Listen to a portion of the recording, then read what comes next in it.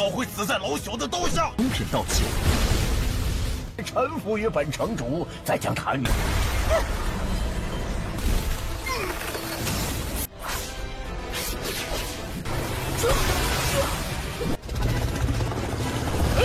龙碎天，要拉上你们陪葬！不。 Halo guys, welcome back to Kobe Movie. Dan sebelumnya Mimin minta maaf karena agak telat, bukan agak lagi sih, ini telat banget ngupload Deo Pak Boy karena Mimin sibuk ngedit si Wang Lin. Bayangin aja tuh guys, durasinya itu panjang banget. Mimin ngeditnya sekitar 10 jam lebih atau 12 jam gitu, makanya Deo Pak Boy jadi tertunda. Oke. Di part 393 Nitian Cecun kita menyaksikan perang puncak melawan Paman Ye dan penguasa Ichi sekaligus. Tapi nggak disangka di part ini Tan Yun kesulitan sampai terpukul mundur. Wah, tumben banget Deo Pak Boy kita hampir kalah ya. Seru kan? Jarang-jarang ini kita bisa lihat dia yang kesulitan. Ini semua gara-gara di part terakhir Deo Pak Boy asik bertarung melawan para musuh. Satu persatu anak dari para penguasa dibantai habis. Dimulai dari Ao anak dari penguasa Ichi, barulah selanjutnya anaknya penguasa kota Long In. Dibuat jadi abu semua guys. Penguasa Ichi dan Paman Ye tidak terima mencoba menghabisi Tan Yun. Nah disinilah Tan Yun menggunakan kekuatan ke-11 pedang Hong Meng dan disaksikan oleh Son Yandro. Mata dan ingatannya menjadi menyala, dia jadi sedikit teringat akan masa lalu ketika masih jadi dewa. Wah, kacau ini. So, maka dari itu, kita masuk ke intro ya guys ya. Hehehe.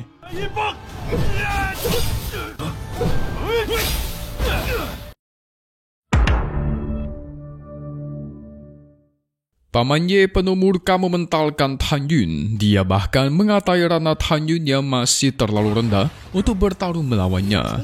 Karena iblis dan Tato pun turun tangan melawan dia guys. Sampai-sampai Paman Ye kesal. Kalau bukan gara-gara dua binatang buas ini menghalangi, kau pasti udah mati ribuan kali Tan Yun, kata Paman Ye. Tan Yun membalas, mati sekali udah cukup. Seperti contoh keponakanmu yang tidak berguna itu habis di tanganku. Malah diledek balik. Pertarungan kembali terjadi di antara mereka. Paman Ye berhasil diserang sampai terpental. Gak ada pilihan, harta payung tingkat menengah abadi pun dia gunakan untuk bertahan. Dengan harta ini, Paman Ye percaya mereka gak bakal bisa melukainya lagi. Ya, kita lihat saja ya.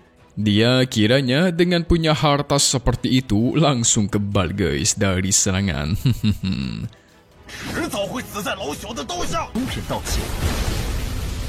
Sementara Son Yandro sibuk melawan penguasa Ichi.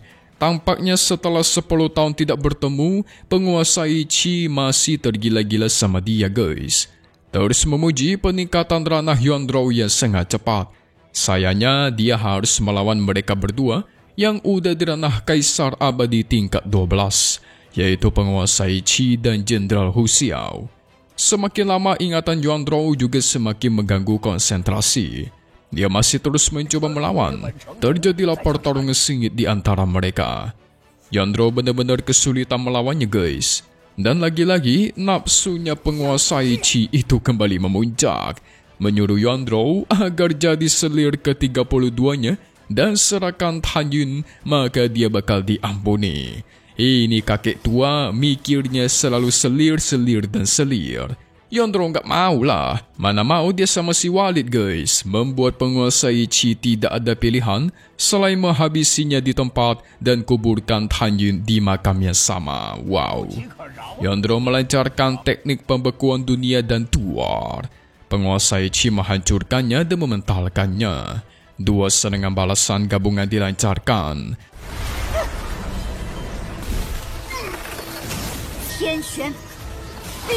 Yandro bertahan tapi sayang karena perbedaan ranah kekuatan dia dipentalkan. Untungnya Tan Yun segera menyelamatkannya dan maju seorang diri. Yandro menyuruh dia pergi tetapi Tan Yun tidak mau. karena utang dia kepada Yondro dari masa lalu itu tidak terhitung. Jadi hari ini gak peduli gimana pun caranya, dia gak bakal membiarkan Yondro dihabisi. Segera hanya menggunakan harta menara pagoda dan ke-11 pedang Hongmengnya untuk bertahan. Gara-gara melihat ke-11 pedang Hongmeng itu, ingatan Yondro jadi semakin jelas.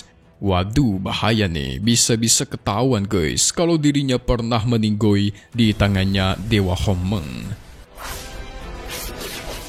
Penguasai Qi akan menunjukkan perbedaan ranah mereka. Dengan harta kapak super raksasa, dia menyerang pertahanan hanya sekuat tenaga dan tuar. Hancur lebur guys. Dewa Pak Boy dipentalkan sampai begitu jauh. Ketika penguasai Qi ingin mengambil harta-harta dan pedangnya Tan Yun, Kara Iblis langsung muncul untuk mencegahnya. Untung aja ada dia, kalau tidak, Tan Yun kehilangan harta-harta terkuatnya. Yondro menghampiri Tan Yun dan mengecek kondisi. Untungnya sih masih baik-baik saja, nggak ada masalah besar. Sementara Paman Ye sangat kuat sampai-sampai tak tahu kesulitan. Tan Yun, 咱爷这个棒子也送给你们吧。 Jadi Tan Yun mengajak kerjasama agar segera bantai Pak Tua jelek ini dulu. Tak tahu melancarkan teknik 9 naga penghancur langit. Paman Ye berusaha bertahan. 龙碎天， Tan Yun dan Yondro menerjang dari segala arah. Habis sudah dia. Ditebas dari segala arah sampai meninggoy di tempat. 没人能救你。 我这人帅，送来主。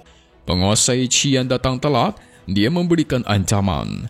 Tan Yun dan Yondro sudah menghabisi putra sekaligus adik dari penguasa kota Long Yun. Mereka berdua pasti akan diincar sampai akhir ayat.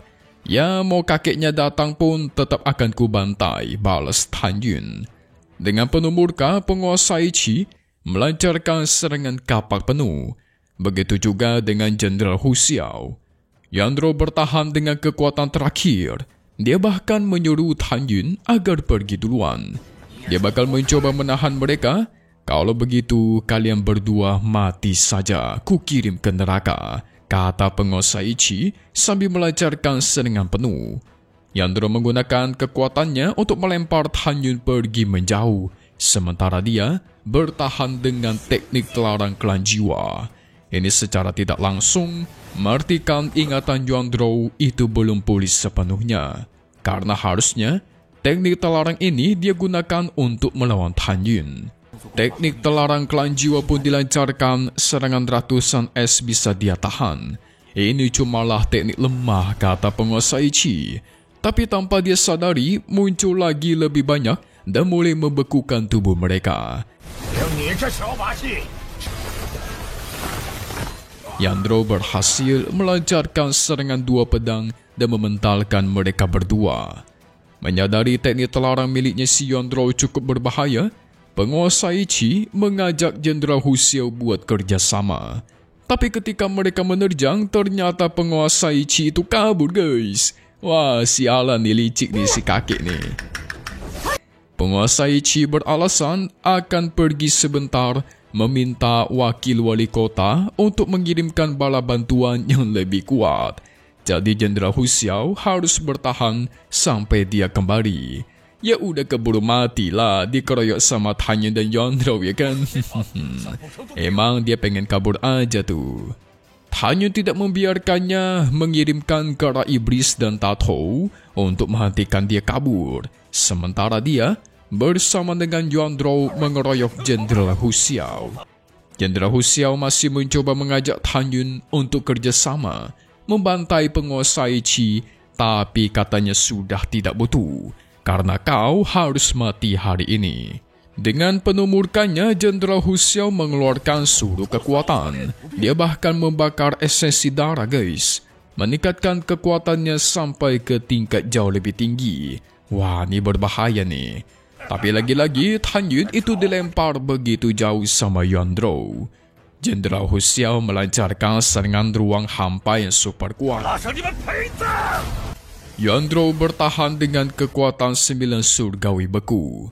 Pesan terakhirnya kepada Tanyu cumalah satu. Bantu aku melindungi kota Sonyan sampai damai. Apakah ini dead flag guys, alias bendera kematian?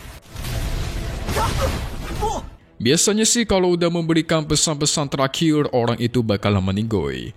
Tapi Mimin sih nggak yakin ya, karena Tanyu nggak mungkin gagal menepati janjinya. Kan janji dia itu adalah membiarkan si Yandro selamat dalam kehidupan ini. Wah, makin seru nih. Apalagi mereka berdua belum bertarung ya kan? Coba kita lihat deh. Spoiler untuk part 394 nih Tian Zhezhun. Episode terbaru lagi di minggu depan di hari Senin. Oke guys, singkatnya kita semua bakal melihat Xuan Yandro terkena serangan telak dan dia sekarat.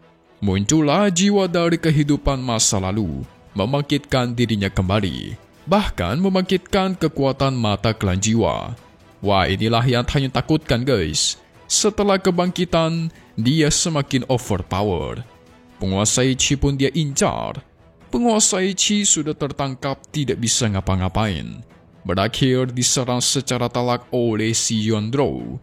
Kalau jiwa masa lalunya Yandro itu muncul, itu berarti ingatannya sudah kembali dong. Dan habis ini Tanyu mungkin akan perang melawan si Xuan Yandro tuh sendiri ya. Kacau ini mah guys. Seru-seru dramanya nih. So, kita tunggu lagi di part 394 nih Tian Zhezhun. Against the Sky Supreme, melawan langit yang tertinggi, dan satu hal yang pasti cuman di sini. Kobe Movie. Thank you buat kalian semua nonton dan selalu support channel Mimin. Semoga kalian semua sehat selalu ya. Memang pamit undur diri dulu. Kita bakal ketemu lagi di video-video selanjutnya. Oke kalau gitu, see you guys.